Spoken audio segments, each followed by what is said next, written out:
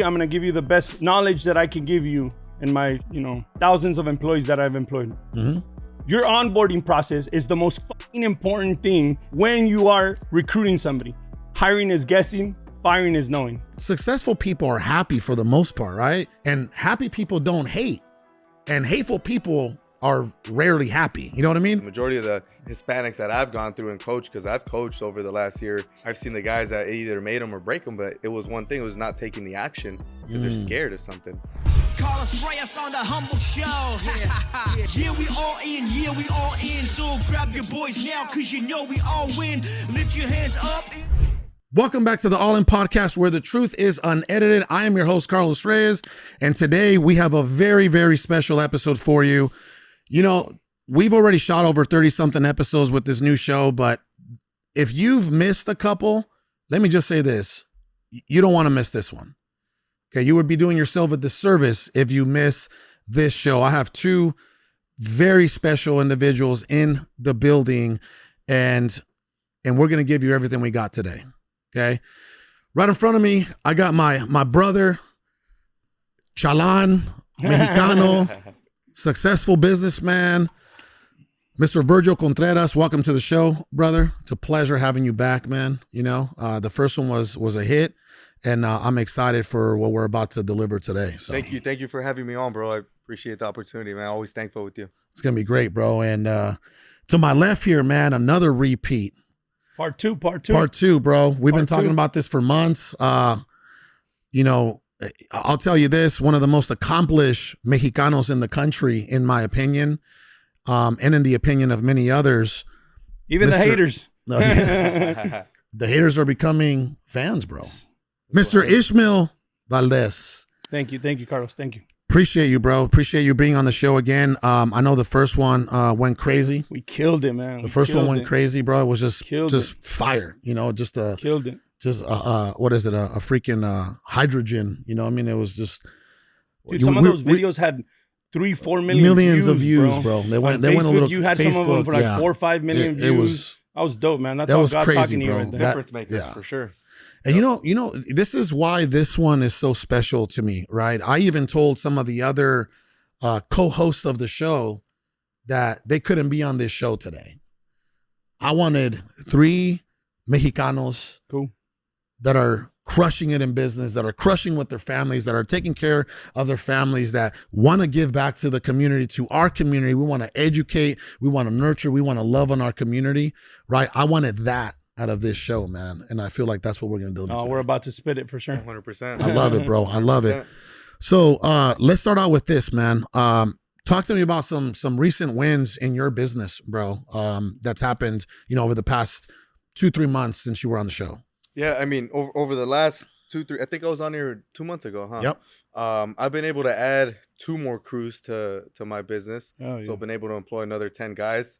Just continuing to scale, man, you know, studying all my numbers on marketing. Mm-hmm. I've out here in Arizona, I feel like I've become dominant with Instagram ads. Yep. You know, I've always tried Facebook ads, Google ads. I've tried everything, but for me, it just clicks. So, yeah, you know, that's been a big win for me in the last probably month and a half, almost like 6-7 weeks, just continuing to scale that part of my business. I saw your Instagram metrics the last time that you and I were together, and I couldn't believe it, bro.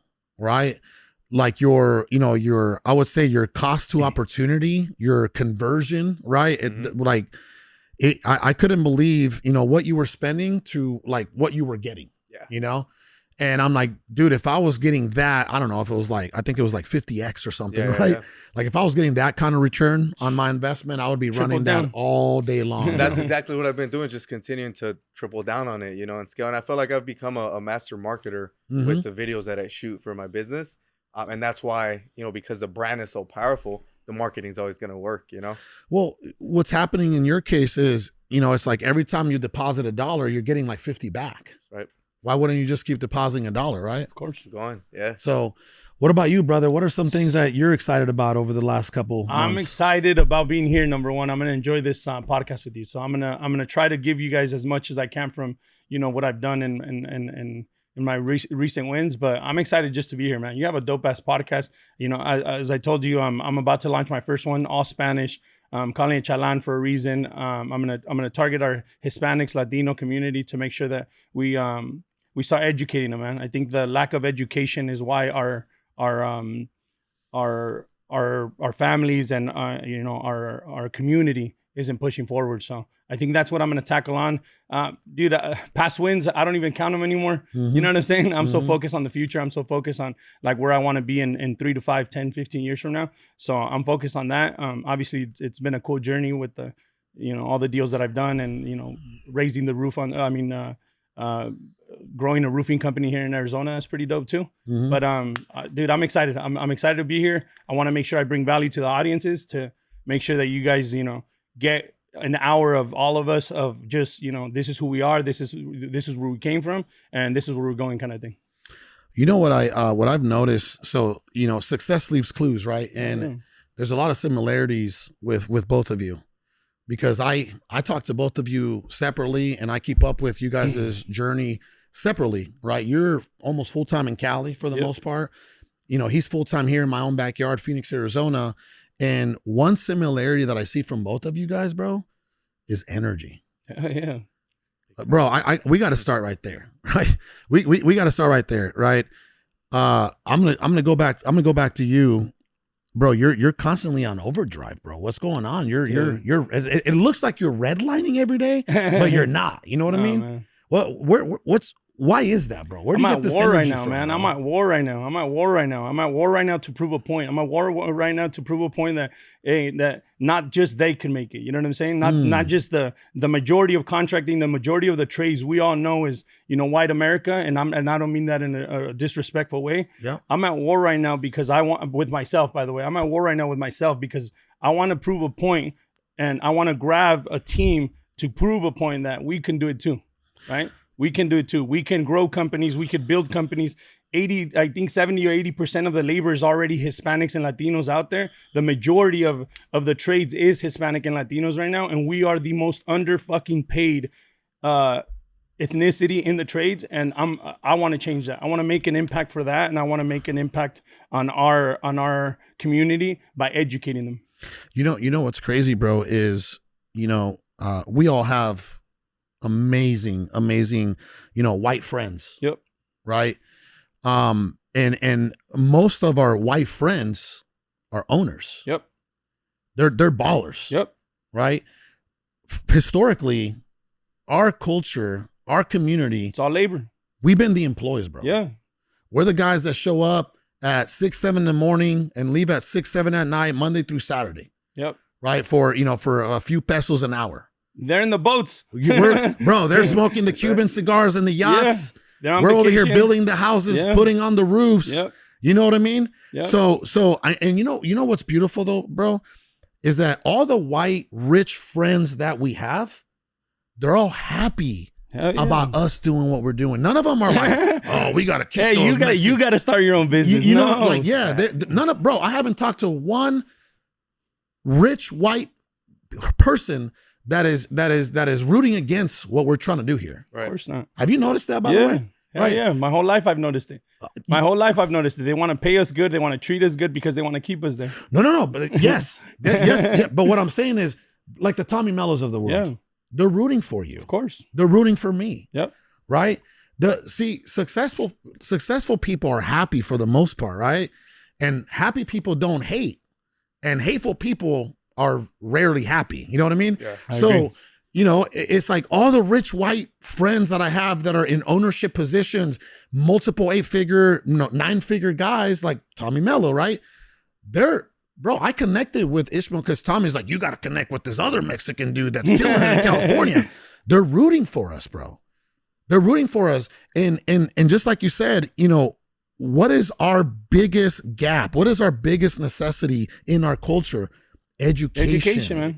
Education by far. Program. Education. Right? Education. We were taught to do the labor. We were taught to come in and build the houses and put the roofs and put the drywall and put the flooring and put the air conditioning. That's what we were taught our whole lives. And look, I don't mean it in a bad way that when I say, hey, white America was built the trades for us, right? I'm not saying we're against it. We're grateful. We're grateful for it. But now it's time for us to educate ourselves on how do we become the owners? How do we become the CEOs? How do we become the entrepreneurs, right? Yeah. And it's by educating yourself. By educating yourself, that's one thing.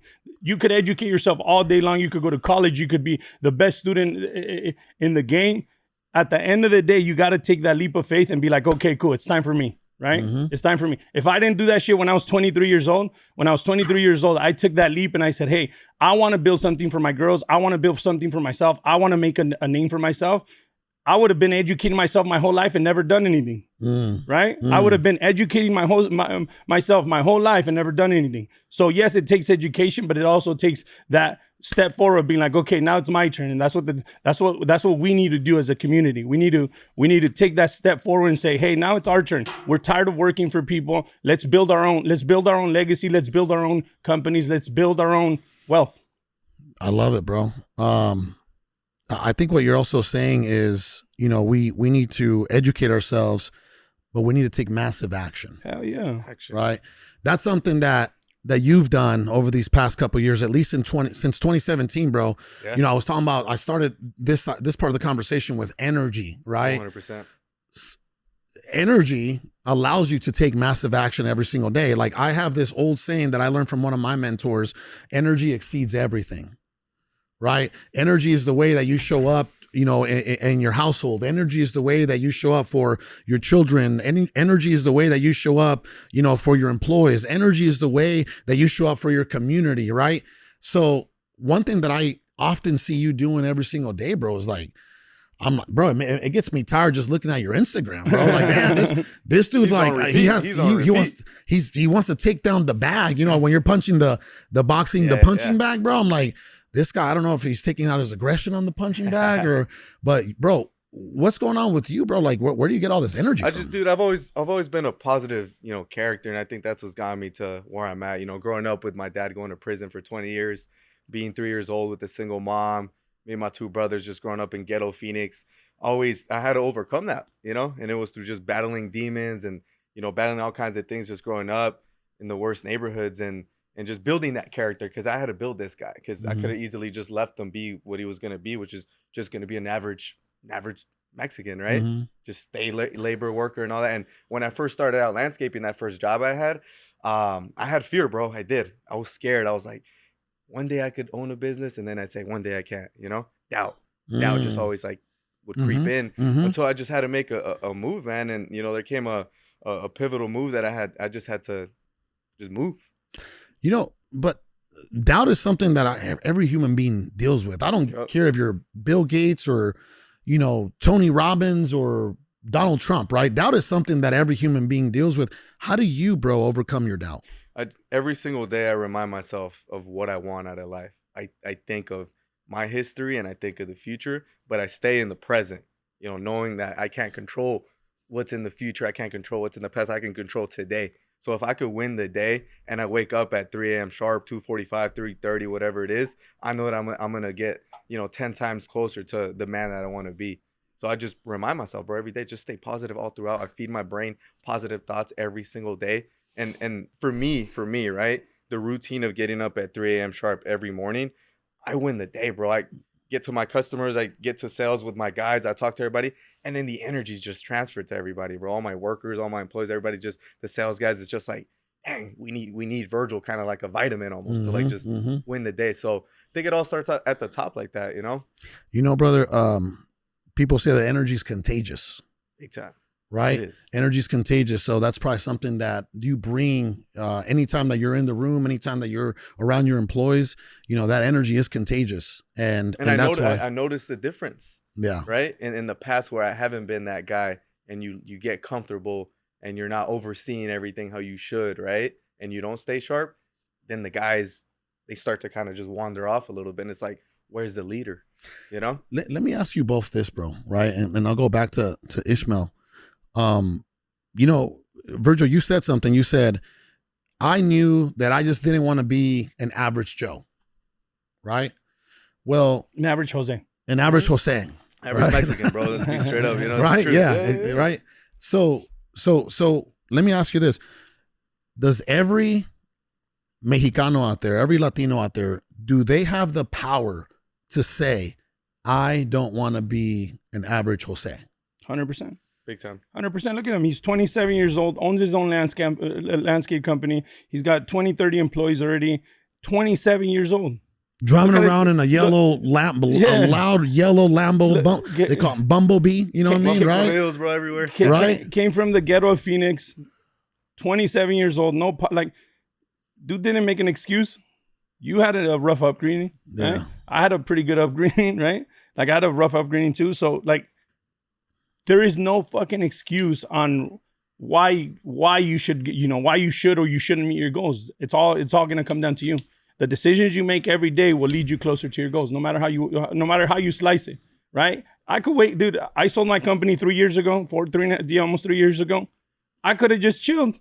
I could have gone back to drinking. I could have gone partying. I could have lived in an island. I could have lived in an island. Mm-hmm. I could have just chilled and not done anything, right? Same thing with you guys, everybody out there. You guys wake up every day. You guys want to go back and clock in and clock out and then go back and drink a beer. That's going to be your life the whole day or what? Until you break that little routine cycle that you got and say, hey, from now on, every Saturday and Sunday, I'm going to educate myself on business. Or from now on, after work, I'm not going to drink a beer. I'm going to watch a video of Carlos Reyes and motivate myself on, how to start a business or what should I look for in starting a business. Dude, and there's no fucking excuse because look at this. Everybody's got one of these. Mm-hmm. Yep, that's right. 15, 20 years ago, there was an excuse of like, hey, where do I go? Where do I go to educate myself? Where do I go to, like, how do I start a business? Dude, you could chat GPT that shit now. You can go to YouTube University. That shit now, right? YouTube University, bro. Of course, man. So yes, of course. bro, every average Jose out there has the ability to do that. They just got to mentally go there. And like Ishmael says, right? Educate themselves. Yep. Every single day, seek knowledge, right? Search for mentors, whether it's coaching, like from Ishmael or from me or from you, right? Yeah. And just go there. So I think mental preparation and having the right mindset, because without the right mindset, you ain't gonna accomplish anything, bro. You know what I think too, what I think too, Carlos? I believe that our community is like waiting for somebody to save them or something. Like that our community is like waiting for somebody to come in and wave a flag at them and be like, hey, this way. This is the way to success. Ain't nobody waved the flag at me. Ain't nobody told me in the morning, hey, this is the path to success. Every fucking day I woke up and I try to figure it out, right? Figure it out as you go, huh? Same as you, Carlos, right? Same as you.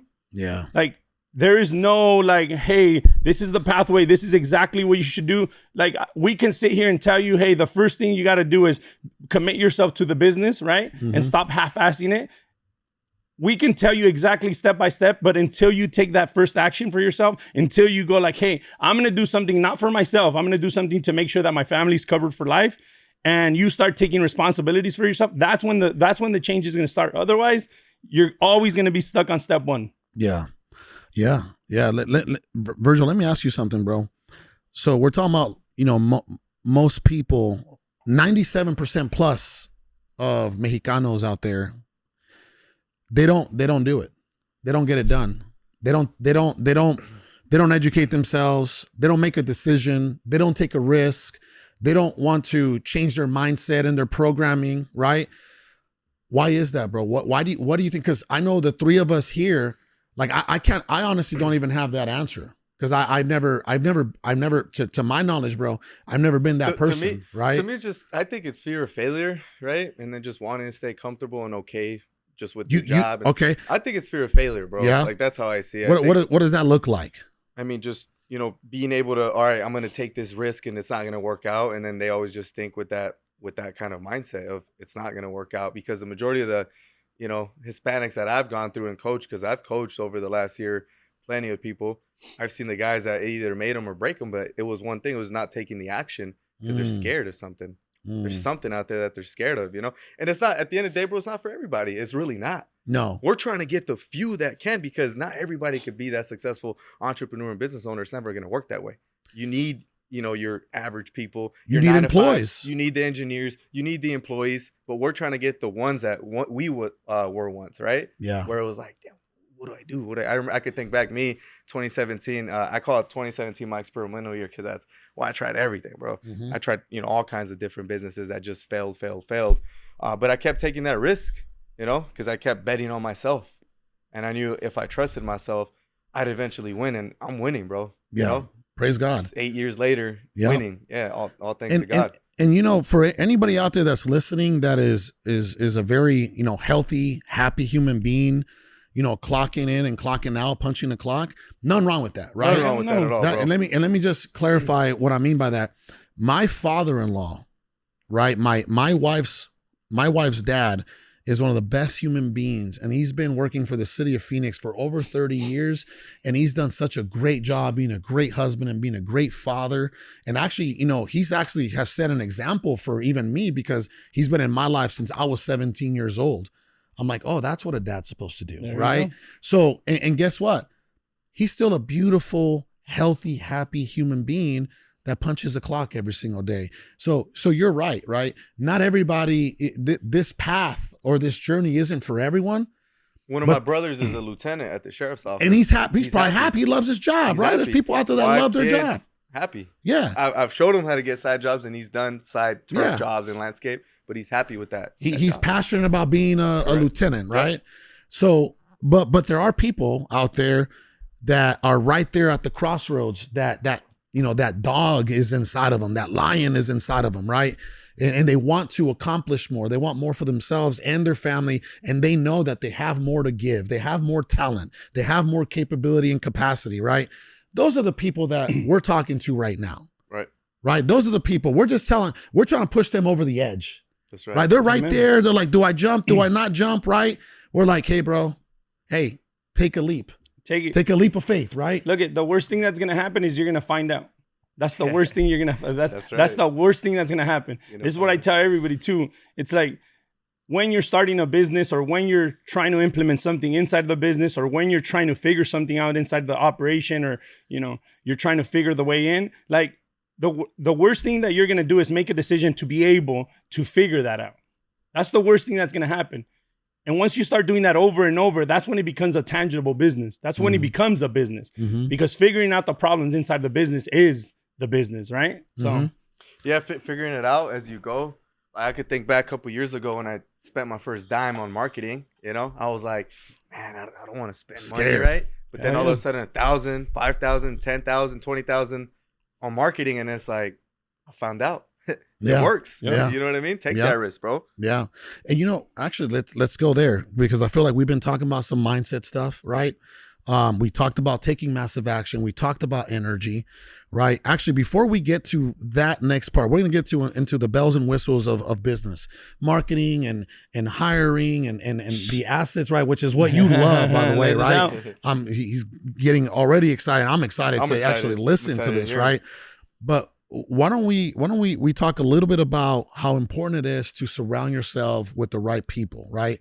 Proximity. And the reason I say that is because one of my favorite researches that have been out there for quite some time is there was a doctor. His name was Dr. David McClellan out of Harvard University, and he studied for over 25 years, a quarter century, on what was the number one factor in achieving success, right? And there were so many different components. There was, you know, the family that you grew up in, right? The money that you were born into, or, you know, or some traumatic experience, or a level of education, right? Or economics, whatever, you know, creativity, etc. But at the end of this 25-year experiment, right? He actually figured out that he calls this a 99% factor. He talked about proximity and your circle. He called it your reference group. So he said that the number one success factor in your life is going to be who you surround yourself with. Can you guys both talk about that? Because I know that we all come from hanging out with hooligans and degenerates, right? And we still are. Right. And then slowly making those changes day by day as we're trying to improve ourselves. Yeah, I remember, man. I mean, like out of high school, right? Just going into the whole party scene and being broke. I think that was the major difference right there, right? Because obviously, bro, once you make it, right, depending on what success is to you, dude, of course you can enjoy vacations and family and, you know, let's say you own a couple of nightclubs and you do whatever, right? When you're younger though, right? If you're around that circle, right? Like me, I got caught up smoking weed, popping pills, going to raves and all that shit, just fucking around. I did, bro. Yeah. 17, 18, 19 years Sounds old. like a decent time, bro. You know what I'm saying? At the time, you Ain't think nothing you are, wrong but with you know, you're lost. You're lost. And Yeah.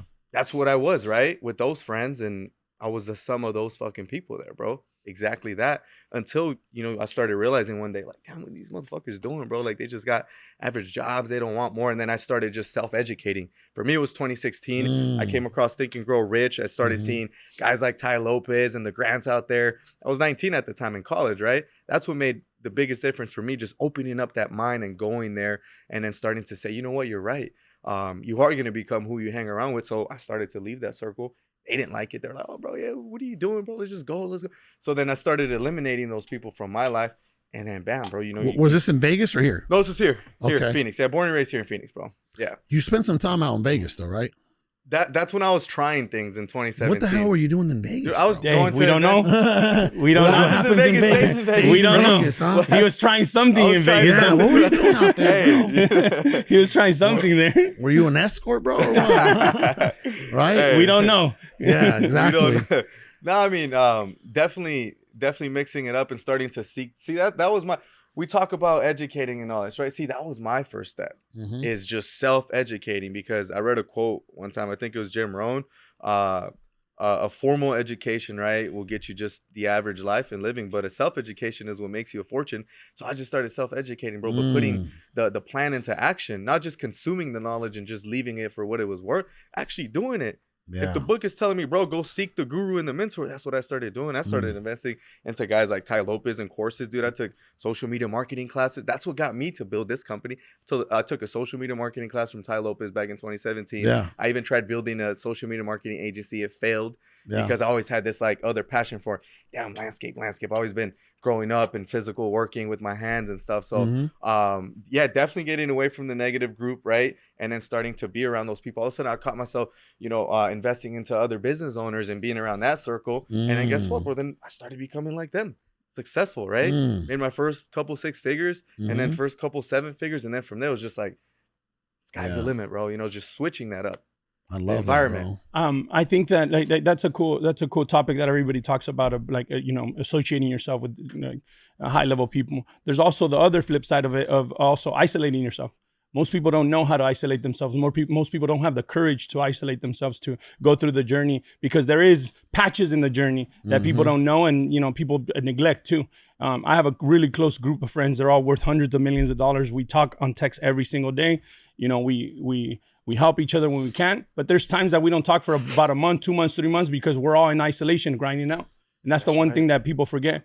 The isolation is sometimes okay. The isolation and being alone and trying to figure out your thoughts, or taking direction of a business, or starting a business, or how you're going to be able to accomplish those goals in those businesses. Sometimes it requires isolation. It's not always like, hey, let me be around Carlos, let me be around Virgil, let me be around Tommy, let me be around all these guys. Yeah, you guys are cool, but sometimes you got to be alone so you could, you know, get to the other side of your goals too. We talked about that on our last podcast. Remember we mentioned that? Yeah. A man who's okay with being alone is always going to be a powerful man. That's right. That's right. Yeah. You know? Solitude. Yeah. Right. There's a difference between, you know, loneliness and solitude. Hell and yeah. I remember, you know, I don't know if you guys felt this way in your early, you know, years. I know you're still 27, right? My man is 36, right? But in our young years, let's just say like teenage years, high school years, right? Even like young adulthood, like from 17 to 22, you know, I know that I always felt the need to be with people. I always needed to mob. If we were going to a club, I'm mobbing. Yep. You know, I always needed to mob, bro. Yep. I'm mobbing with 5 to 10 heads everywhere I go, right? I don't know why. Maybe it was a fun time or whatever, but I always had somewhat of a codependency, because I actually didn't like myself enough to be by myself with myself. Solitude was actually a scary thing for me. And then you know, now you fast forward time, and I know that you're alone a lot. Hell yeah. I'm alone a lot. You're alone a lot. You know, and that's what we were actually discussing that today during lunch is, bro, like solitude is a great thing, bro. Peace, man. I don't Late even at like night. networking, bro. It's peace, man. And I know that's bad. It's a different level of peace that Bro. once you learn how to master the being okay by yourself, with yourself, It's a different level of it's a different level of clarity. It's a different level of clarity into your mind that you only get when you're by yourself. And but what I mean by myself, it's not like I'm always by myself. I'm either with my daughters, I'm at the gym, I'm at home, I'm at work, but I'm always by myself. I don't like, hey, tagging along with people. I feel like I annoy people too sometimes. So I just, I'd rather be alone with my thoughts because I got so much going on that distractions kind of slow down the process. Yeah, that's right. That laser focus, Well, you've been spending some time with your moms, bro. What's going on with you and your mom, bro? She's like Lucky, boxing you, right? Lucky fucker. For me, Yeah. I'm thankful, first of all. That was I beautiful, thank God yeah. that I could have my mom, 49 years young, especially after Crushing it, everything bro, she in the went through. gym, right? Yeah, and just helping her with her fitness routine, and for me, dude, that's a big part of my success. Being able to still have like my mom, talk to her every day. Dude, I call her every day. If I don't call her, she calls me every single day, bro. And it's just incredible. En las mañanitas me llama, mijo, ¿cómo está? Que Dios me lo bendiga. And I'm like, ya se las ama, puro para adelante. Every day, bro, positive thoughts. And if she's going through something, she knows I got her. You know what I mean? Mm-hmm. And because the times where we were going through stuff, me and my two, bro, she had us, bro. That's right. The lioness just grinding, bro. Trabajando, limpiando casas, churches, chicken, whatever she had to do, bro. We never saw her just when we would go to sleep, and she barely even sleep. I love so that, she bro. deserves everything. So yeah, bro, spending time with her for me, I'm 27, young, bro. Just I gotta cherish that because un día no estar aquí, and I want to be able to just say, damn, bro, that's something that I absolutely love about our culture is we take care of our elderly. We're not quick to put them in a home. Hell right? no. We're not quick to isolate them. We're not quick to feel like, oh man, this is a burden. Right? Like my mom, bro, to this day, I moved her years ago, a mile away from my home so she can just come over anytime she wants. And she comes over several times a week. And I'll tell you two big things that she does that I know fills her spirit and fills my spirit, right? And fills my wife and my children, her grandkids. She comes over and she cooks. Lucky. Right, yeah. These fuckers are Yeah, lucky. right, yeah, exactly, right? Like, how like you're working out with your mom, right? My mom comes over and she cooks. She literally just came over on Monday and cooked, right? It was like res and chile rojo, right? With of course, con arroz and lentejas. That bomb right? shit right there. Yeah, that Bueno. Mexican, that fire, right? And then, something that I started to do lately, bro, even as a grown, older man, bro, after she's done, cooking and serving and cleaning, right? What I do now that she really, really loves, bro, is she goes to the couch, she sits down, and then I lay on her like a little boy, like a little kid, bro, and she sits there and just rubs my head for like 30 minutes. Beautiful, I feel like that, bro, that brings a sense of fulfillment, spiritual fulfillment for her, because she's like, man, I still have my son. I still have my baby, even though he's a grown man with kids, you know what I mean? Like, here's my son. By the way, I want you to know that as a child and as a teenager, I didn't have that. My mom always showed me tough love. And so now in her older years, bro, I'm taking full advantage of it. I don't give a shit if you think I'm a baby. And I asked my 12-year-old, by the way, I said, hey, baby, what do you think of when Nana Vicky comes over and I lay on her, and she rubs my head? She's like, oh, Dad, she's like, I love it. You look like a little kid, right? Yeah. And I love that, bro. That's just the inner child in me, giving her what she needs and me getting what I need. So for that, bro, I want to say is like, I strongly love the fact that our culture isn't quick to put our elderly away. I think we've always had that because we were raised that way, even without a mom and dad, we were always taught that way to always take care of our elders. But on the flip side of that, right, there's always a flip side of that. There's also people in your life that are family members, that are brothers and sisters and cousins and, might be your mom and dad too, right, that are holding you back. So you as an entrepreneur, as a businessman, as a human being, sometimes got to learn how to detach yourself from it too. Right. So there's a flip side to it. Yes, the positive side is the nurturing and the spirituality behind the family and being able to have that, because that gives you a sense of fulfillment that you're not going to get from no matter how many businesses you sell, no matter how much money you have, no matter how many cars you drive, whatever it is that you're doing, that sense of fulfillment will never be there. But on the flip side of it, there's some people, somebody right now out there, trust me, is listening right now and saying, God damn it, Ishmael, you're fucking right. Again, right? Mm-hmm. So somebody's holding you back. That's one of the toughest decisions that you got to do, because you don't know how many stories I've heard of, well, my brother told me not to start that business because it was a dumb idea, or my sister told, or my mom told me that to stay in my job because I was making $150,000 a year and that's a good job, and why do I want more, and da-da-da-da, right? So there's a flip side to both of them, and you just got to be, you know, confident enough to make the right decision.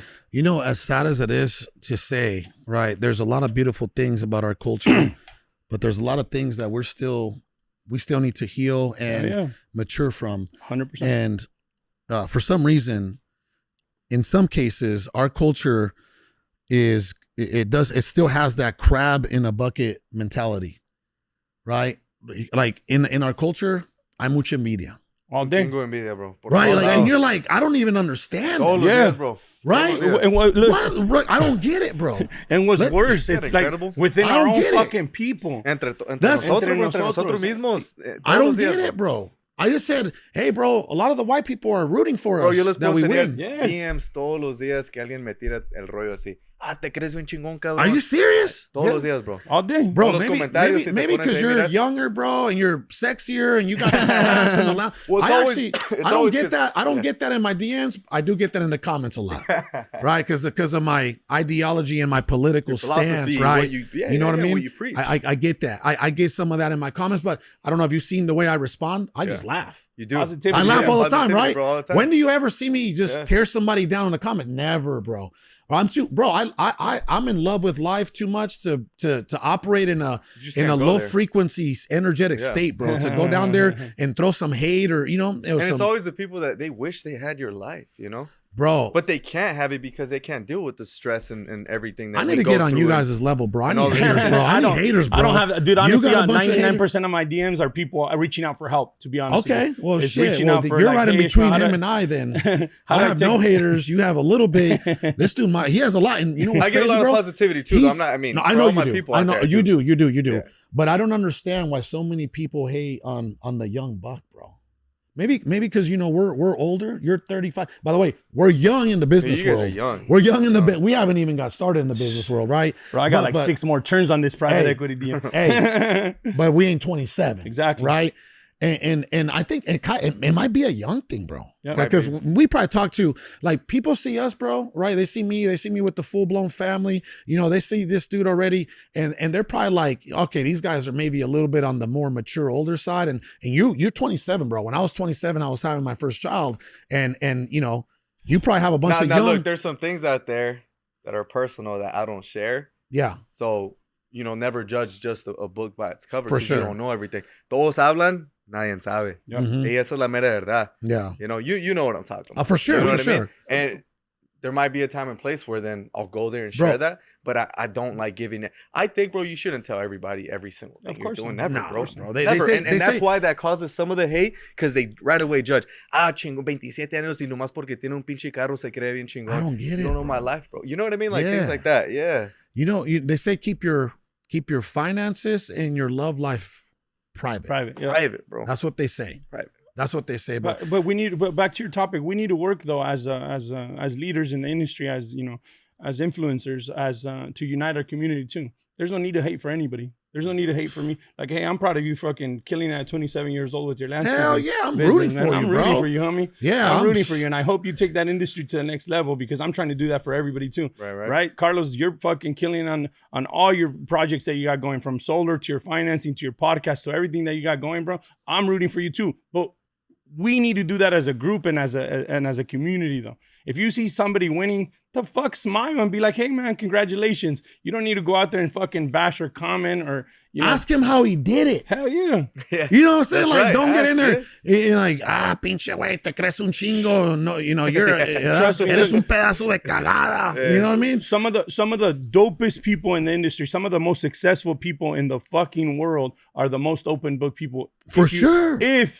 If you come at us openly, nicely, respectfully, humility, with humility. with love, with You respect. You best believe, dude, I wasn't successful my whole life, but guess what? I was always chasing that rabbit. I was always chasing that $100 million guy. I was always asking for advice. I was always calling them. I was always on their DMs. I was always text messaging them. Hey, what do I do here? What do I do there? I was always a curious mind, right? And that's what we need to do as a community. Be curious about how he did it instead of hating on it, because hate doesn't bring anything. All he's gonna do is shut you down, and now you lost an opportunity at some great advice. If you come at me on a comment and say, "Hey, Ishmael, bro, how the fuck did you do it? How'd you go from 0 to $108 million in a 7-year span?" There's no fucking way in history that could be done.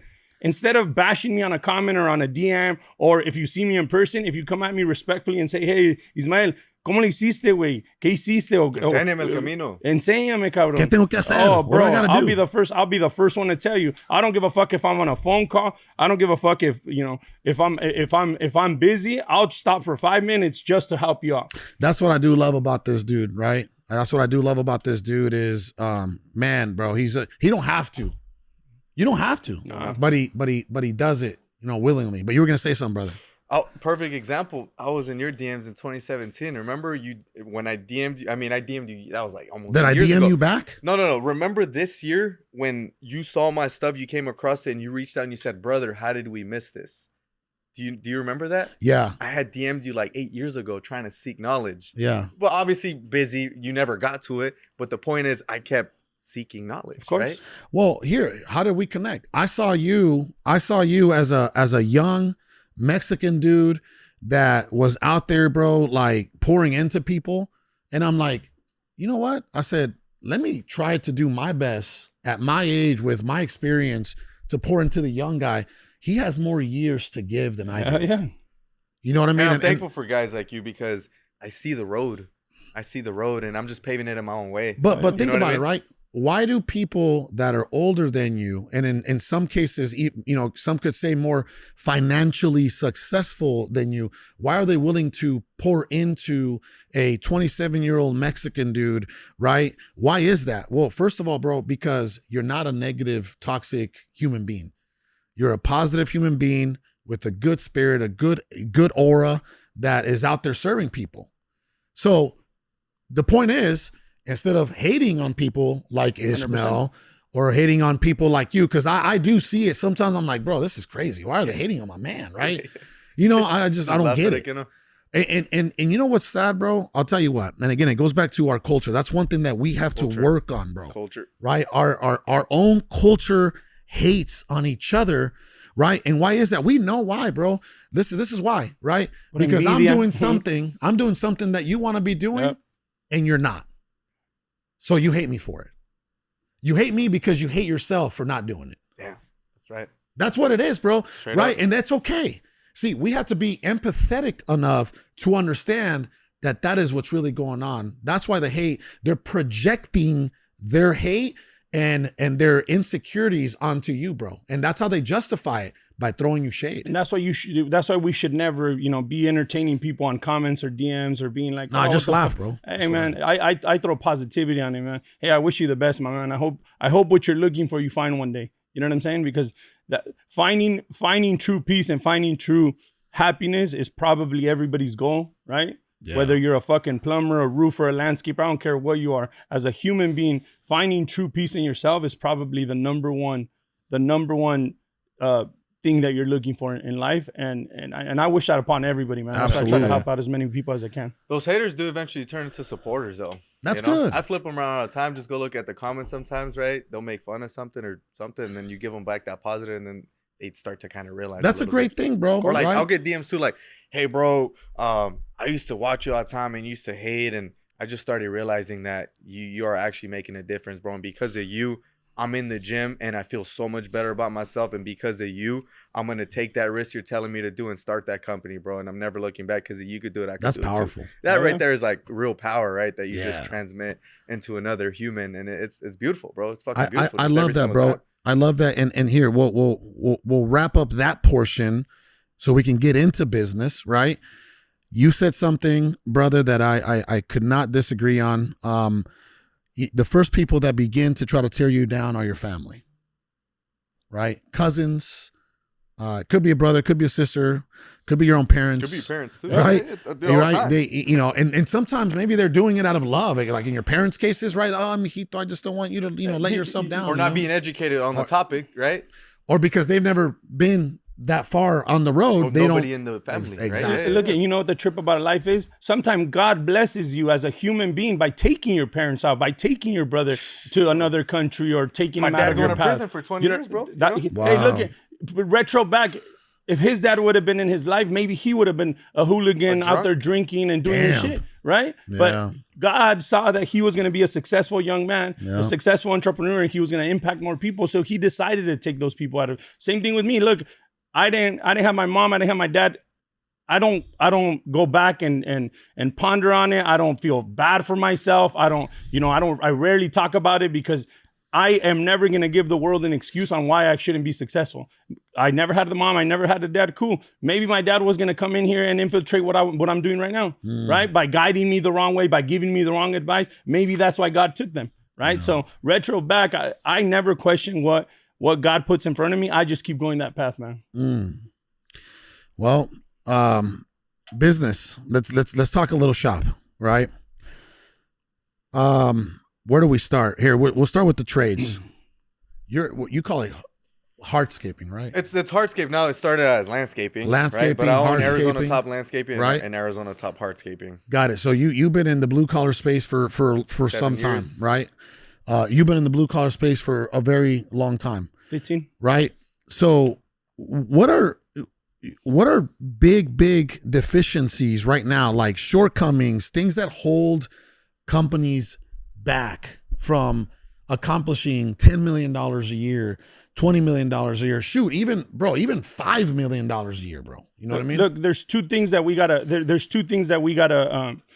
work on as a whole in the trades, as a community, not just in the Hispanics, just in general. There's two big problems that we have in the trades, and that's ignorance and recruitment. Whether you guys see it or not, and I'm sure you know, because your workers go work for somebody else and then they come back, or they go work for another company, and everybody's just borrowing labor.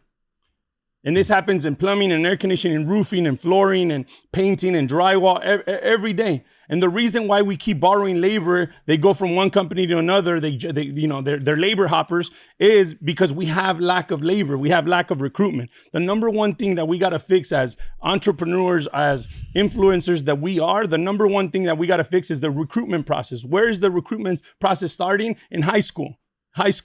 You have no fucking labor deficit for tech companies. You have no labor deficit for financial companies. You have no labor deficit for any other trade, but any other industry but the trades. Why? Because nobody wants to be a fucking landscaper, bro. Nobody wants to be a plumber. Nobody wants to be a roofer. And those guys are grabbing them at the roots. That's what we need to do. We need to go back to the high schools and educate people and educate the system on why we should give those 18-year-olds options on where they should go next. Why are we always pushing them to college, right? And once we fix that, I promise you, we go to the root of high school and we start educating those 16, 17, 18-year-olds on how much money they can make in the trades, and give them an option when they get out of high school of joining college or joining the trades or being a realtor. Realtors are making money too, right? We give them that option at that stage in their life. I guarantee you, we fix the biggest problem in our industry, which is recruitment. The lack of labor is why we're stuck at where we're stuck. We need more innovation. We need smarter people. We need more people. We need people to come and join us. We need people to come flood us by the hundreds of thousands. Once we have that, we will cure the biggest deficit in our industry, which is labor. Right now, we're all stuck at a standstill until we can cure that. The second thing is ignorance. Ignorance is why everybody's stuck at 1 or 2 million. Ignorance is why everybody's stuck at not being able to push forward. Right?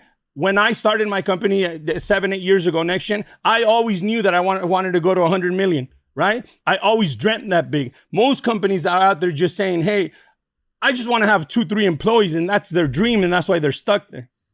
Until they start dreaming bigger, until they start educating themselves, until they start pouring effort into self-development, that's when they're going to take the next step up. So recruitment, ignorance, educating yourself is the biggest deficit we have in business right now. recruitment, I would say recruitment is one thing, but something that a lot of businesses, and by the way, I'm not a realtor. I don't know if you knew that. I don't have a real estate license. I've been in the investment game for over 10 years. You did all this without a license? I don't have a license, bro. Nor do I want one. We got him. I'm saying, look at, I'm saying, but I get it. There's just college and nothing, that's it. That's what we're pushing these kids. Like they're just giving them one road. Yeah, look it. It doesn't. How much does it take to become a realtor? Go fucking $400 $400. Go take the test and start hustling. Yep. How much does it take to get in the trades? Nothing. How much does it take to get into college? Hundreds of thousands of dollars in debt. Wasted, right? And it's not just those industries. Everybody needs to become louder of who they are. The trades need to become louder and start pumping their chest. Hey, come and join us. We got 18, 19, 20-year-old plumbers making $200,000-$300,000 a year right now. Their first fucking year. Roofing's playing up the fucking up the ass right now. I got roofers fucking making $300,000-$400,000. They're 22, 23-year-old dudes knocking on doors selling roofs. That's what we need to pump our chest on. The realtors need to come out and start doing. Now, I'm not saying you're a realtor. I'm just saying in general, like there's so many options that people can start a hustle with don't require financial stability or financial help, that they could just do it, but they're not doing it because we're not educating them. We're not telling them, hey, this is another avenue you could take. It's not always just college. You know what blows my mind, bro? Discount tire.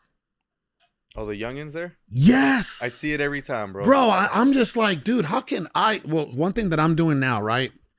Just to the automobile industry. Just to confirm what he was saying is our organization is doing a lot of kind of partnering with Grand Canyon State University, and we want to establish a what do you call it when you do when you're going to college and then you go and you work, what's it called? Internship. So we're trying to establish an internship program here with our company. Hell yeah. Like if you're if you're getting into marketing, hey, we got a spot for you to do some internship. Financing. And if you're getting into financing, you're getting into human resources, right? If you're getting into sales, like we got a spot for you here. We got an internship option for you here. You know what I mean? So we're starting to hit up GCU and ASU. Dude, so he's 100% onto something. Congrats on that. Right? That's what we need to. That's what we need to emphasize more. That it's not just plumbers we're looking for. It's not just roofers that we're looking for. Hey, you got a financial degree, we'll hire you. You got an HR degree, we'll hire you. You got a sales talent, we'll hire you. Mm-hmm. Whatever it is that you have, there's a spot in the trades for you guys. Makes me want to pull up to high schools and just bro, park the Lambo. Give me a good idea, bro. Bro, I swear, no, for real, bro. You park the Lamborghini in front of North High School, where I attended high school here, and then say landscaping, and then just be like, what? That's it. Can you imagine, bro? You get those little magnets, and you put them on your doors. And then they look at the yellow Lamborghini with 2 landscaping magnets. They're gonna be like, "Damn!" But Carlos, like, I don't know landscapers can do it like that. But Carlos, let's think bigger though. That's gonna impact the high school. Let's think the whole United States of America. Let's think Mexico. Let's think the whole world. How do we impact? How do we communicate to the next generation that there's a spot for them? Because it's not pulling up in a Lambo to a high school and putting on a magnet there. Yeah, that's gonna impact that little community, that little high school. Let's think bigger. How do we impact the next generation of 18 to 20-year-olds from making the mistake of going to college and coming and joining us in whatever they want to do? It doesn't have to be just the trades. There's so many other hustles out there. The discount tire guys. There's hustles everywhere now, man. Bro, I'm so blown away with the discount tire people. Every time I go to discount tire, bro, I'm like, they got their like goggles on right bro. Like they're zoom. They're like 19 years old, 21 years old, and I even asked one of them, right, because this lady moved from Oklahoma all the way down here to Phoenix, right? And I was getting new tires, 4 new tires, right? And I asked her, I'm like, hey, I said, so how did you get this job? And she's like, oh, they recruited me out of high school. Yep. They recruited me out of high school. Wow. And, I took a position here in Phoenix. I'm from Oklahoma. They gave me, a moving package. They gave me bonuses, they're paying me well. She's like, I love this job. And this was a woman and she was active, bro. She's like one of the managers inside, right? And like young, like 21, 22 years old. And then she also told me that a lot of her family works in discount tire. Yep. So now it's becoming a family thing. Discount tire She's doing like, my something right. uncle works for discount. My dad works for discount. My cousins work for discount. So their family is just vested. They're onto something. They're grabbing them at the roots. Recruiting, huh? They're grabbing them at the roots, and that's bro. And that's what we need to do as a community, to go back to high schools and educate them and give them that option. Yo, I haven't been back to my high school since I graduated. You should actually try to go back 10 there. years already, you should. You know what you should do? I don't know about the reunion thing because it's like whatever. Nah, I never done that. Right, but you should speak to somebody there to actually go and give a speech at your high school. I think that's something very. I appreciate important. that insight, bro. That's very, very insightful right there to do. That's crazy, right? Crazy. So recruitment is one thing. What about retention, bro? I feel like the trade businesses, the blue collar space struggles with retention. Yep. Why do we have such high turnover in the blue collar business space? Lack of benefits, lack of value, building enough. Look at once you guys start treating your employees like their clients, because right now every business out there is focused on the client. We got to make sure we get as many clients. We got to make sure we charge as much as we can. We got to make. You guys forget that there's two type of clients in our operation. There's an internal client. There's an external client, and 99% of our focus goes to an external client. 1% of our focus goes to an internal client, and that's why you have such a a low retention, right? Mm-hmm. You guys need to build enough, the same value that you're building for your clients outside, you need to build for inside too. Workers' comp, general liability, health insurance, PTO, 401k, like all those things that you guys are going to be able to provide for your employees. You guys need to emphasize, hey, this is why you want to stay here. Those companies aren't offering that. We're paying you better. We're treating you better. We're giving you a path to success. Once every business owner can have the confidence to tell employees that's when you increase retention by adding more value to your operation. It's not by paying them more, you're gonna add a couple points. But at the end of the day, whoever adds the most value, both internally and externally, will have the most successful businesses. He's right. So watch this, Virgil. I think you'll appreciate this. We were on our we have a CEO Inner Circle call every other Wednesday, right? And I think it was Edgar who asked, hey, should I pay commission only? Right? We have a real estate acquisitions company. So our real estate acquisitions company, we wholesale and we flip houses around the country. You know what I mean? Yep. And I got 5 acquisition reps upstairs. And Edgar asked, hey, should we do commission only? Or, what do you think we should do? And I said, well, I told the whole group, I said, we've actually split tested ads. We've split tested ads to where salary plus commission and then commission only ads. And this is what we were attracting. On the commission only side, it was a bunch of like car sales and the sharks, baby. Yeah. What you need. You need. Yes, and no. Watch this. Right? Hooligans, true, degenerates, right? And I'm not saying that all car salespeople are degenerates and hooligans, right? And no punt. Yeah, and that they go to strip clubs for lunch because of the chicken wings, right? Not saying that. But we ran that ad, and then we ran the ad of a salary plus commission plus full benefits.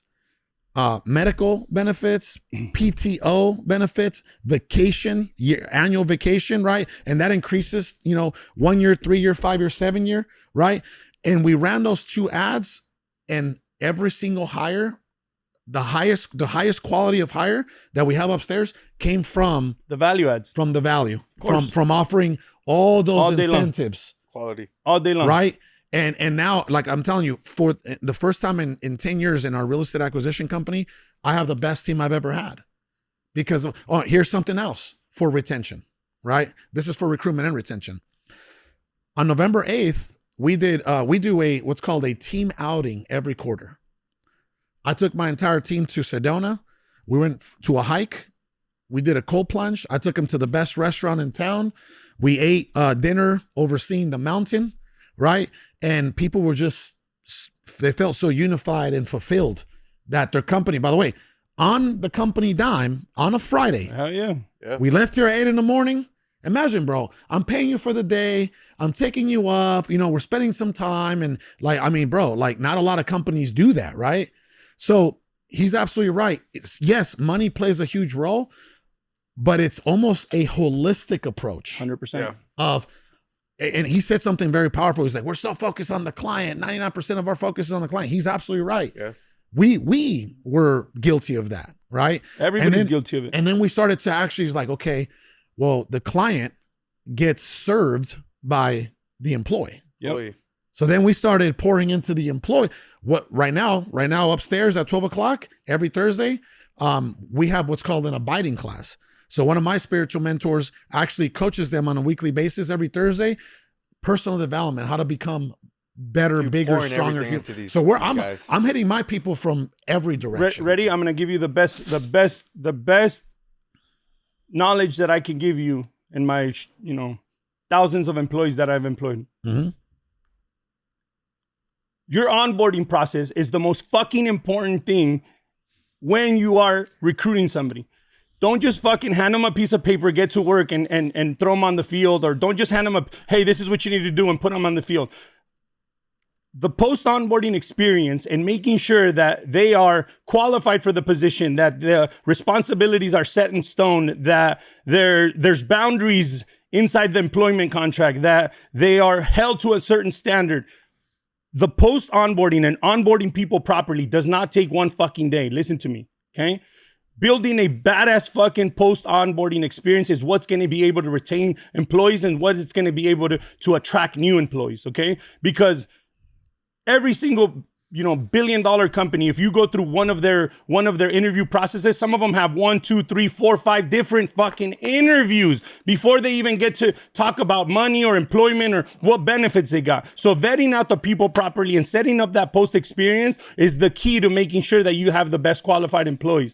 Just like when you go out there and try to sell a landscaping, a pool, try to sell a roof, try to sell an air conditioning, you set a whole experience up for that customer. The way you walk and the way you answer the phone, the way you dispatch your technician, the way you knock on the door, the way you show up in uniform, that is called a customer experience, customer experience. Everybody's focused on that. We need to put the same focus on the onboarding process of our employees. And I promise you guys, that is how you're going to be able to retain the people. That's how you're going to be able to attract the people, the highest quality people. And that's how you're going to be able to push your business to the next level.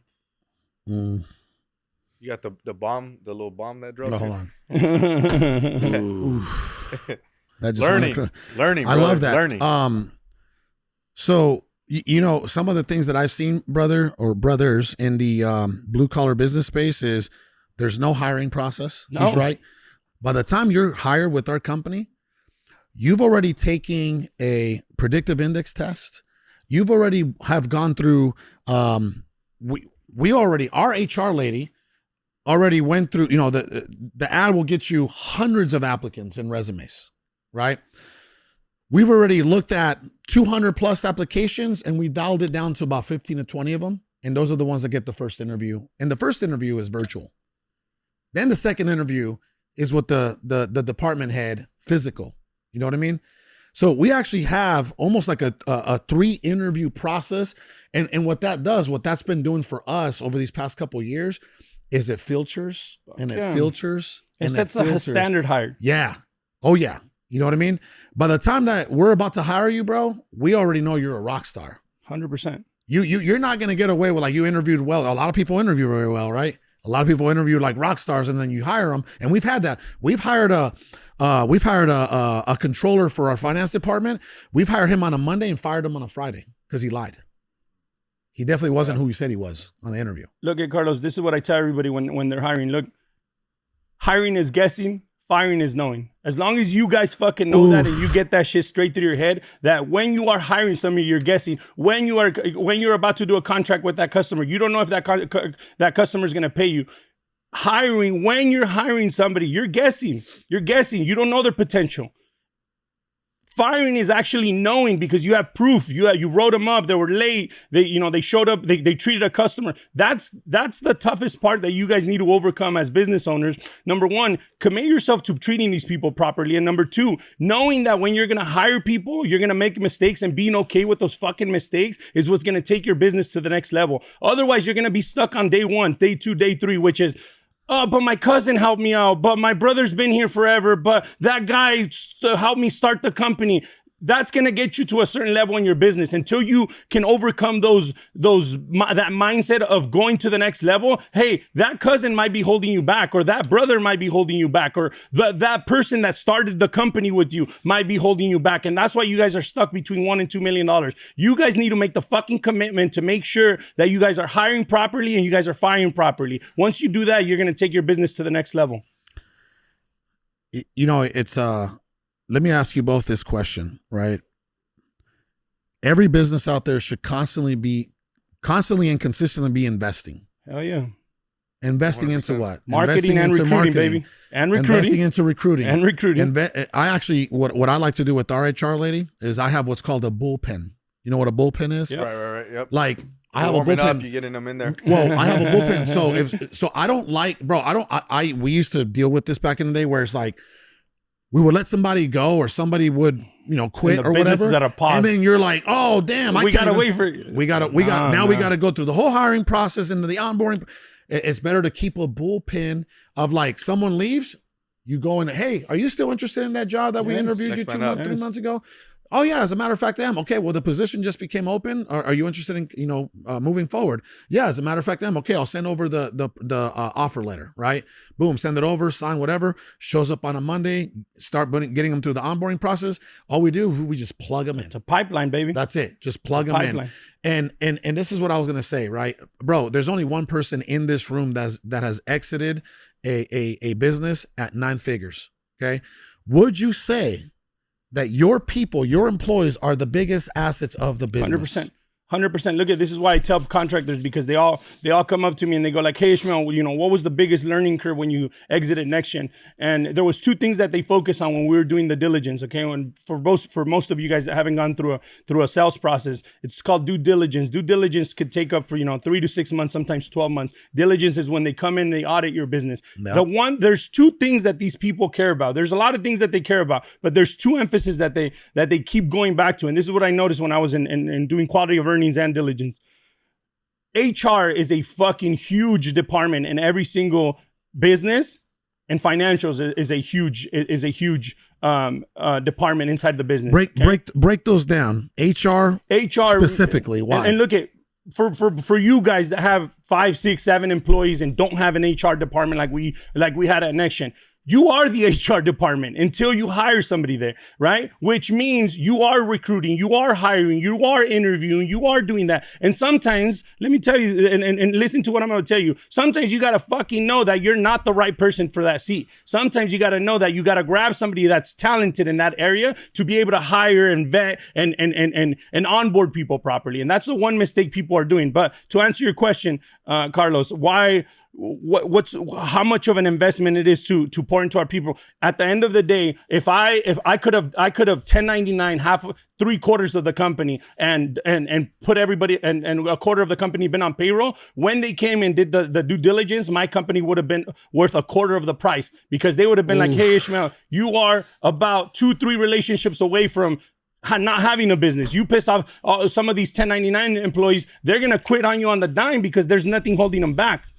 Until you guys learn that, provide enough value for your employees where you're going to be able to retain them and be able to mentor them and grow them and give them a path to success. That is called an operation. And once you structure that operation properly, that is what gives you the value inside a company. I don't give a fuck if you're Amazon. I don't care if you're Northgate Market. I don't care if you're a landscaping company or an air conditioning company. Hiring people, putting them on a path to success and being able to sustain an operation by all being compliant, that's what values the operation. That's what these private equity people look for. I love that. Us developing our HR department, bro, years ago was one of the biggest blessings. Baby. It changed the whole business. Game changers. Who do you think puts together these team outings and these culture building activities and HR? You know what I mean? Like it's our HR department. Yeah. I don't do it, bro. Who do you think puts on the financing? The financing department. Who do you think puts on the you as CEO? You are focused on making sure that each department is running smoothly and properly. But you as CEO, you're leading the drive. And if you're distracted by hiring, if you're distracted by your financials, if you're distracted by cash flow, if you're distracted by, being booked out too many days, whatever your distraction is, that's what you gotta delegate. As soon as you start delegating those distractions, that's when you hyper focus inside the business, and that's when you push forward. Let's talk about something that a lot of people completely just kind of sweep under the rug, right? I'm a fucking beast, way honestly. You are, bro. You are. Goddamn. I love the put that shit on fucking tape. By the way, I'm learning right now, bro. I'm being real with you. I'm learning. You know what I'm saying? Hey, let me everything right now. Let me give you a compliment. If I was in your seat and somebody showed up and started talking to me like that, I would be taking notes and I would be fucking soaking it in. And that's what I did my whole life. Yep. Trust me, I wasn't this confident my whole life. Right, I wasn't this dope my whole life. It took 3 wars to get here, and it's gonna take another 3 wars to get where I'm going, okay? That's right. So what you're doing is right, man. Listening and taking notes, because you have 15, 20 employees. Luckily at Nexion, we creeped up almost at 800 employees. There was a lot of battles that I had to lose in order for me to be this confident. So it's not and just... for me, like right here, me sitting right at 27, that's inspo to me, because I know I'm that step away from taking that leap of faith. You're right next when I'm exactly. 36, right? Hell yeah. Like, I know I could be that guy. You can probably you can do this at 32, 5 years, bro. You need to start thinking bigger. You need to start dreaming bigger, because knowing what I know now, like I told you in the last podcast with I think that was our #1 video that went viral when I told everybody I'm going to build a plumbing company in my first year. I'm going to do 50 milli. I think, bro, there was millions of views. Looking. And some people were talking smack. Huh? Yeah, they're like, Facebook. You don't even know what you're talking about. Like, the fuck and it was the plumbers. It was the plumbers. Yeah. You think I'm going to sit here and tell you that I'm going to blow up a $50 million company in my first year because I don't know? We did it already. I'm going to redo it again. I should have clarified that, right? So look, my advice to you is, don't think by 36 you're going to do it. Don't think, you just put your fucking dream and get it done now. Now, start hiring people, start putting structure inside that company, start cleaning up your numbers, start making sure that you know everything that's going on inside the operation.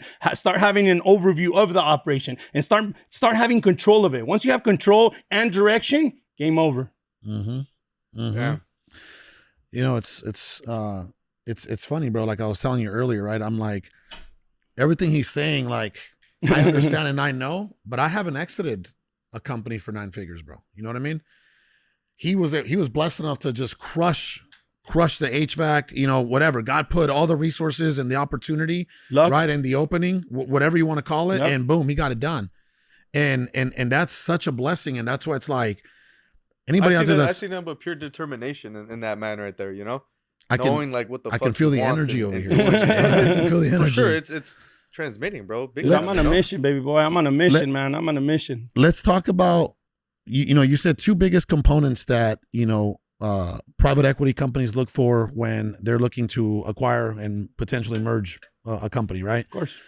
HR, one of them, boom, broke that down. Financials. Let's be honest, bro.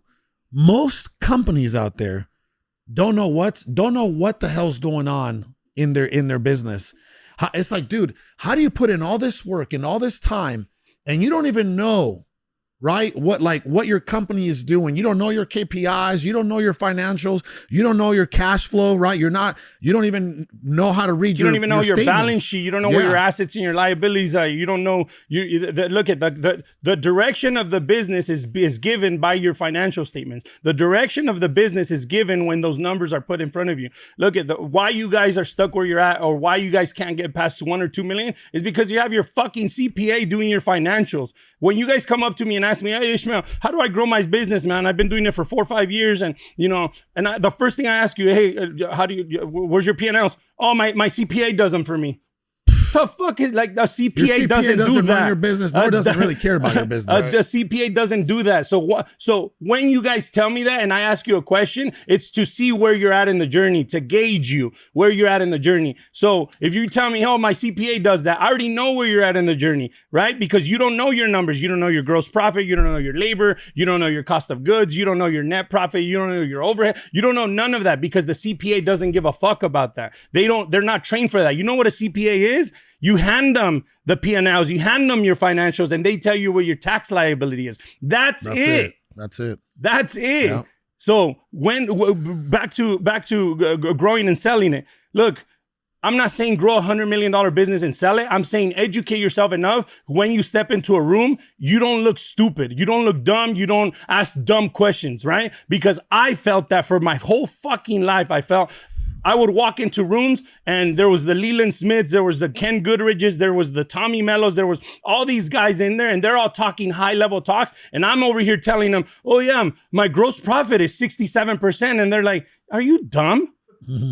Nobody runs at 67%, right? So like, educate yourself enough so you can have the confidence enough so you can give that business direction. Until then, you're gonna be stuck at a standstill. You're not gonna know which levers to turn so you can create the profit that you're looking for. And I always tell people, bro, like your KPIs is how your business communicates with you. It's telling you if it's headed in the right direction, or if it's not, you know, if it's at a standstill, if it's, you know, if it's clogged, you know what I mean? It's telling you everything, you know, your sales conversions, your net profitability, your average gross revenue, ticket, your closing percentage. That's it. It tells you everything you need to know, bro. It's almost like you're a doctor and what do you call it? A patient comes in and he says, hey, I'm feeling this way and these are my symptoms. Well, what does the doctor do? Well, let's run some blood analysis and exactly. then right? Take your pressure. They do that for a reason. You know what I mean? Well, the business is the same way. The business is constantly wanting to communicate with us as owners and say, hey, this is what we're doing right. This is what we're doing wrong. This is what we need to be doing. You know what I mean? The business is a person. Listen to me. The business is a person in a sense that the early stages of the business is the nurturing side of it, where you need to nurture it, where you need to put your energy, where you need to baby it, where you need to spend the most time on it. Because as it keeps growing, right? It keeps, as a 5-year-old, 10-year-old, 15, 20-year-old, what happens when a business is 30 years old? And you have, a couple hundred employees. The business is already making decisions from themselves. They already know that they have to go to college. They already know that they have to, buy a house. They already know that they have to get a job. That's the exact same thing with the business. The business starts letting you know what it needs after the maturity level comes through. But most of you guys are out there trying to hop that, the 1 to 10 year stage because you see the cool stories, the next gen stories and the Carlos' stories and the Tommy Mello's stories. Like you see those stories, those are far and few in between. You still have to put in that fucking grind. You still have to go in there and put your head down. None of you motherfuckers knew me for the last 3-4 years. I just popped out of nowhere, right? Because I was busy grinding. I was nurturing my baby. My baby was a 7-year-old next gen heating and air conditioning baby that needed my attention. That's where I was at. And some of you guys need to go back to doing that. Is putting attention back in your business, nurturing it. So when it does become a stable human being or a self-sufficient human being, then you're proud of it. And then you can say, hey, look at my 7-year-old, I was able to, exit it. Here's the beautiful thing, bro. You are, what year is this now in business? 6. Six. Going into Beast, year 7. Going into year 7. And your trajectory looks good. You're a beast. Yeah, it looks really good. Everything you're doing, right?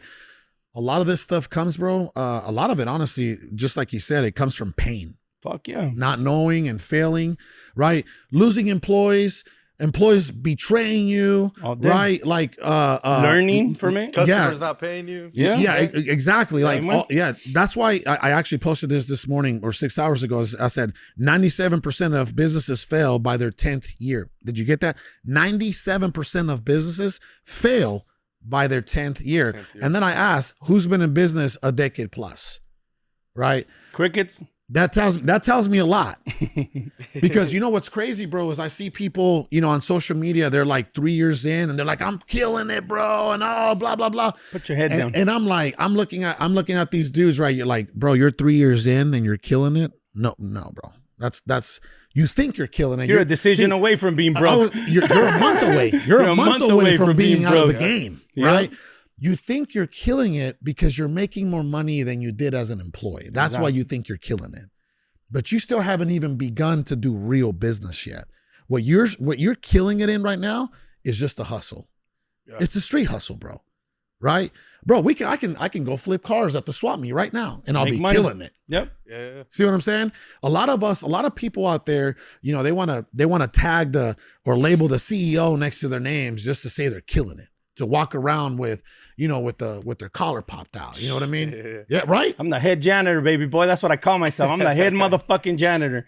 when you're really doing, big business, good business, bro, you don't even care for none of that. You don't care for none of that, bro. You know what I mean? Right. Your validation comes from yourself. Your validation comes from showing up every single day and knowing that you're doing your absolute best with all the wisdom and experience that you've gained over the last decade or 2 decades. You know I'll what add to that. Your validation comes from building a team that solves problems for the business. Once you build that team out, that's when you call yourself a business. Once you build a team that solves the problems, because there's problems in every business. Don't think that just because I exited my business, everything was fucking flawless and we're making hundreds of millions of dollars. Yes, we were, but I'm saying there was problems inside that business every fucking day. There was people quitting. There was people trying to sue us. There was customers trying to sue us. There's customers not trying to pay us at a scale. Not like one customer didn't pay us and now I'm fucked. Hundreds of thousands of dollars were getting written up. So when you call yourself a business is when you have built a team of problem solving individuals working together to make sure that the business keeps pushing forward. Once you guys understand that, then you have a true business. Full confession. And you can ask my guy here, Jason, that is in the roofing space. And he's off to a great start, by the way, out in a couple different markets in Texas, right? Him and I were talking on Monday, and I came to work for, 11 to 2:30. So 11, 12, 1, 2, 3.5 hours, right? That's overtime for you, baby. What's this? That's overtime. I'm not proud of it. That's overtime for you. I'm not proud Let's be honest. I'm not proud of it. Let's be honest, though. Jason, how many days prior to Monday had I not shown up to the office? 2 weeks. 14 days. Yep. Election day happened on the 5th. I didn't come back to work until the 19th, bro. That's a business right there, baby. And guess what? You know what my people told me? Get the fuck out of here. That's exactly what they told me. They're like, hey, bro, we're doing better without you. Hell yeah. My people said that. We bought a condo. We got a property in Houston. We got a property in Paris, Texas. Like, we don't even need you here. Dude, and that feels so good, bro. Bro, so I was like, that damn, feels bro, what so am I gonna good, do? Carlos. Right? Like that feels 14 so good. days. I don't even have, I can take my calls from, by the way, as a CEO and as a leader, you're always gonna be, rowing the boat in your own way. You're gonna be on phone calls. You're gonna be, reaching out to resources, right? You're gonna be trying to move the company forward as a whole. But guess what? The biggest rows, a lot of the rowing comes from your people, right? So 14 days, I didn't show up to work, bro, and I didn't even know what to do. So I only came here for like 3.5 hours, bro. I had to leave. I had to work my way slowly. This is my 3rd podcast this week. Guess what? I'm not on the phones with customers. You know what I mean? Right. I'm not making those day-to-day decisions anymore. I make the big decisions. You know what I'm saying? Yep. And that should be the goal for every single business owner out there. People talk about financial freedom. You gain financial freedom. You gain financial freedom, right? Everybody in this room has gained financial freedom, but have you really gained freedom? The freedom of time, because there's a lot of rich, miserable human beings out there, bro, they're working. It's like Joe the plumber, bro. Joe the plumber, he might make, let's just say a couple $100,000 a year, but he's the guy that is putting out the ad. He's the guy answering the phone. He's the guy going to the call. To do the job, right? Mm-hmm. To the project. And then he's the guy billing, you know what I mean? And then he's the guy with the customer service. Joe the plumber never was able to lead outside of himself, right? And that's not real business ownership. You don't own a business. You just own a very high paying job at that point. Exactly. You know what I mean? Right. And learning as a CEO, one of the things I learned in the last couple years when we were running these high enterprise level companies is the less decisions that I have to make as a CEO, the more decisions my team are making, which means I only worry about making 1 or 2 decisions a week, sometimes a month. Sometimes being a badass CEO is knowing that you're not the smartest dude in the room. Sometimes being a CEO is knowing that you're not supposed to be the smartest person in the room. You're supposed to be that one guy that sees that one thing that the business is missing and giving clarity and direction to that one thing. if you're in there making decisions every fucking day, calling the customers, you're pissed off clients, making deals with them, employees, if you're doing that every day, you're not a business yet. Being a true business owner is making sure that you only make a couple decisions at worst. Look at Jeff Bezos said it himself. He's like, I try to make 3 decisions a week. Damn. A week. He's like, there's weeks that I don't even make decisions. Yep. There's weeks that I don't even make decisions because I'm only looking for that one decision that's going to impact that business to propel it forward. Everybody's marching, right? The key of a good, successful CEO is to make sure that he propels those marches, because your team's there to march forward. You're there to make sure that you see that one thing as a CEO and be like, there it is. Okay, let's go clean house. And that's what's gonna set you apart. Absolutely, brother. So let me say this, Virgil, what's your next, I would say, so right now it's about to be 2025, right? What's your goal for 2025 personally and business wise? Personally, I just want to keep on inspiring others, especially younger generation, right? Because I got that touch, me being below 30 right now still. Yeah. So definitely the idea. Don't be rubbing that shit in.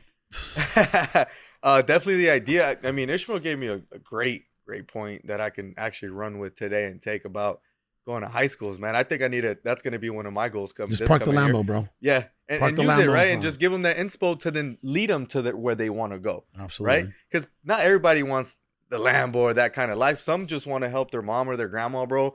Or you know what I mean? So I'm definitely just impacting others on the personal side. And then on the business side, just keep on scaling AZ Top Landscaping, AZ Top Hardscaping, just keep growing that. And then I got some other things in the works that I'm doing. I'm starting up another company on the side that's in the works right now. That's more of like a real passion that I've had over the last a passion project. 6 years. A passion. Yeah. So, those things are in the works right now, but I definitely, man, I'm already prepping every single day before this year ends. Would you ever exit your company? I would. Yeah. Good. Definitely. Good. Definitely. Having all these insights here from the man himself over here, man, gives me inspo to make those pivotal moves. At 27 years old, brother, you got nothing but time, baby. Start building it, 100%. right? Start scaling it. Yep. With the end goal of exiting. Yep. Right. This is the thing. I can only imagine, by the way, how either how attached you were or the level of detachment that it took for you to be able to let go of your baby. Now, for a couple $100 million. It makes it a little bit easier. A lot of people might. It makes it a little bit easier. A lot of people might let go of a lot of things. Go away. Right? But what was that like for you?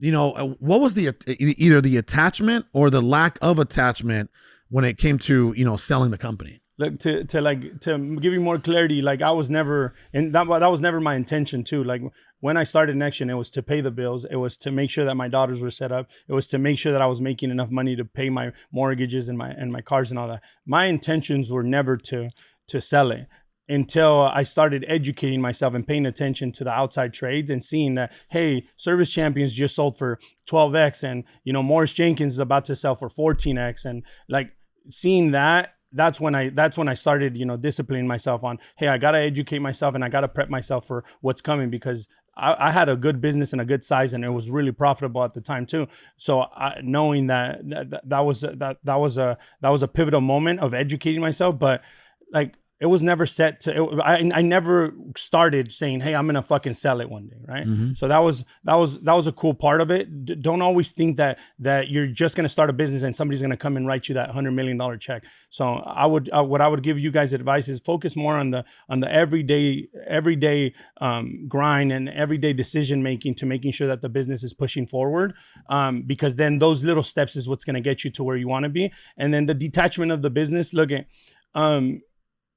One of the good people that I look up to, and I've never read some of these books that you guys read, and I haven't had those educational things that you guys have gone through. But one of the cool part about me is that I was able to touch elbows with a bunch of high level people. This guy named Ken Goodrich comes up to me, and I'm over here bitching to him like, oh man, Nexion this and Nexion that, and I got to do this and I got to do that, and they're not listening to me on this and they're not listening to me on that. He turns around and says, shut the fuck up, you did good, move on. That's when he said, shut the fuck up. You did good. Move on. That's not yours no more. Go build something else. And that's when it kind of hit me like, you know what? I wouldn't say that it was like a baby. It was like building a Lambo, right?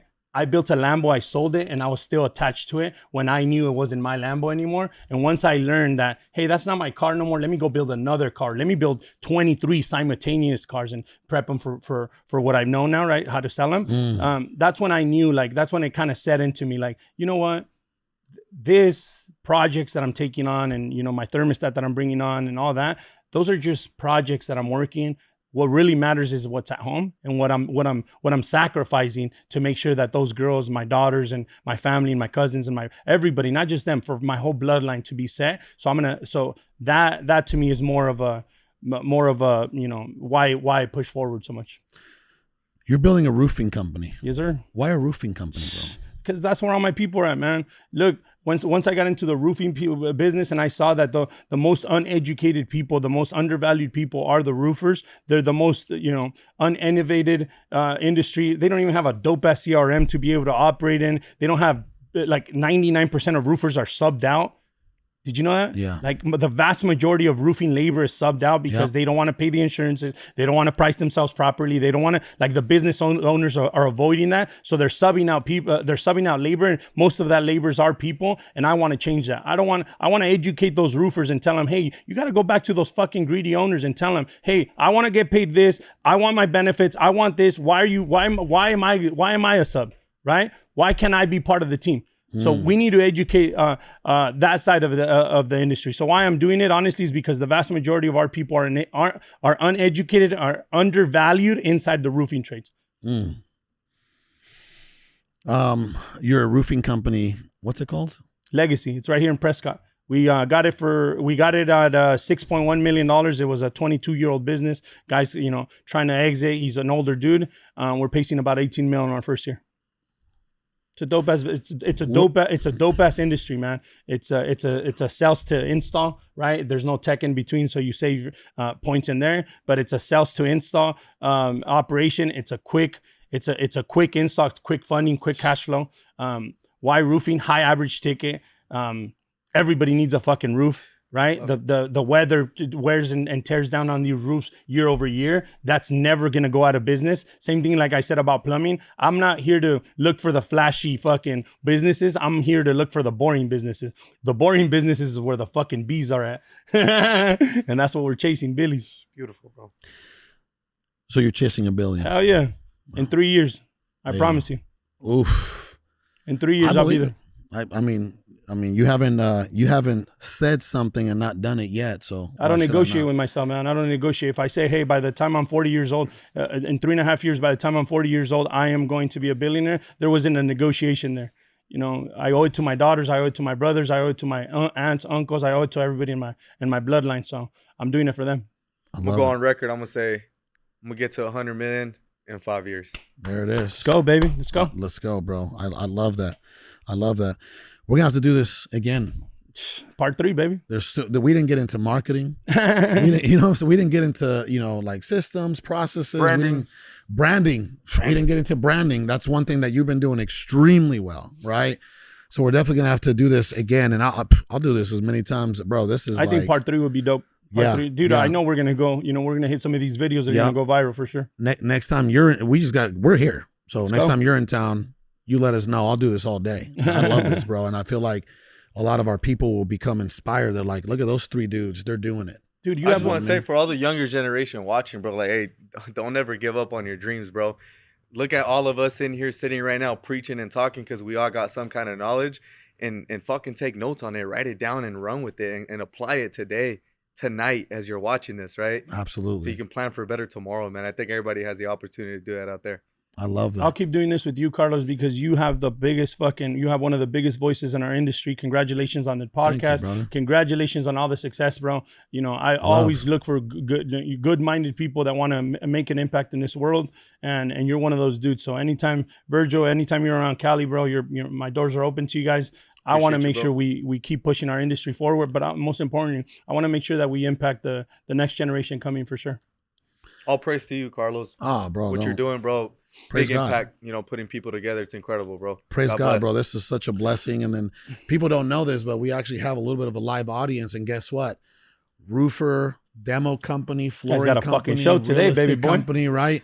Like we actually got a pretty nice, beautiful little live audience right here. Next time I might have to put 10 people in here. You know what I mean? Right now I was very selective with who I invited. I personally called these folks today. Hey, Sergio, what are you doing at 1, bro? I don't know. Let me check my calendar. It took him like 3 minutes to check his calendar, right? And then hey, at least the man has a calendar, right? That's already 100%. A good step, right? And then I hit up Edgar and I'm like, hey, what's up, Edgar? Hey, bro, I got Ishmael in town. My boy Virgil's coming through. It's gonna be a great show. You guys should come through. And now here we are, bro. I love this, bro. And I want to do way more of this. Hell yeah. I don't care how. I don't care. We need to collaborate. We need to reach as many people as possible, bro. We need to leave our mark. You know what I mean? Legacy. We have That's what to. it's about. There's already the Grant Cardones are out there. The Tony Robbins are out there. Fuck those dudes. The Dean Graziosi. Fuck those dudes. Carlos, Ismael, and That's it, bro. Right? Fuck those dudes. Exactly. Those guys are selling you a dream. Fuck those dudes, man. Okay. Well, fuck them, bro. With that being said, man, if you tuned in and you were inspired, educated, do me a huge favor, do us a huge favor, man. Share it. Subscribe, share, follow these guys. Where can people follow you, Virgil? Instagram at Virgil B. Contreras. Virgil B. Contreras. YouTube, it's all the same. Virgil Got B. it. Contreras. Ishmael? Ismael Valdez, CEO on Instagram. I have a free group that I mentor a bunch of contractors in. I've got about 7,000 contractors. It's a free group on Facebook called the Nuva Networks Group. Join us there. I'm always in there going live. I'm always there posting, talking about financials, marketing, operation, whatever it is. I love that, bro. I love that. I'm actually going to bring both of you on into my CEO Inner Circle on separate calls. Like I'll bring you in, talk about branding and talk about everything you're doing. Then I'll bring Ish in and, he can talk about building and scaling and exiting. I think, I got movers in there. I got roofers in there. I got flooring people in there. It's going to be a great thing. I want to do more together. 100%. Okay. So with that being said, I appreciate you tuning in and we will see you next week.